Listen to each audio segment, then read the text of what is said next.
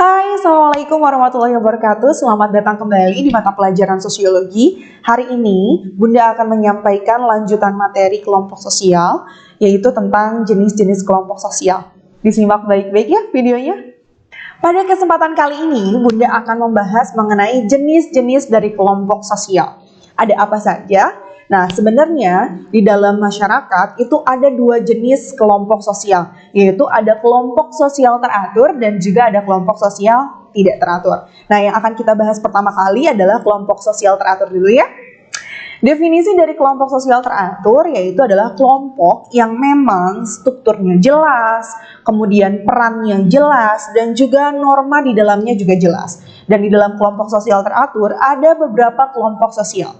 Yang pertama adalah kelompok sosial berdasarkan jumlah anggota kelompoknya. Kalau kita berbicara masalah jumlah, berarti yang harus kita ingat adalah antara banyak dan sedikit. Di dalam kelompok sosial berdasarkan jumlah anggotanya, yaitu ada kelompok primer, juga ada kelompok sekunder. Nah, kalau untuk kelompok primernya, ingatnya huruf P pertama. Artinya memang kelompok primer ini di mana hubungannya erat, saling mengenal, akrab, relatif permanen, kemudian juga sering melakukan face to face, dan memang punya kedekatan antara anggota kelompoknya.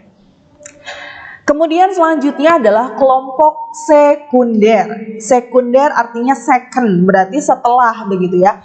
Kalau kelompok sekunder itu adalah kelompok yang memang relatif renggang, tidak terlalu dekat, biasanya membentuk kelompok karena memang punya kepentingan tertentu. Contohnya misalkan kalian adalah anggota OSIS, kemudian juga kalian mengikuti komunitas tertentu. Nah, itu disebut dengan kelompok sekunder. Sampai situ? Oke ya?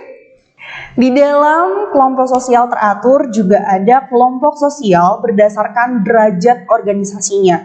Ada dua, yang pertama adalah kelompok formal dan yang kedua adalah kelompok tidak formal. Ya, kalau kelompok formal yaitu di mana kelompoknya struktur organisasinya jelas, sifatnya resmi, ya begitu. Dan biasanya memang ada hierarki di dalamnya.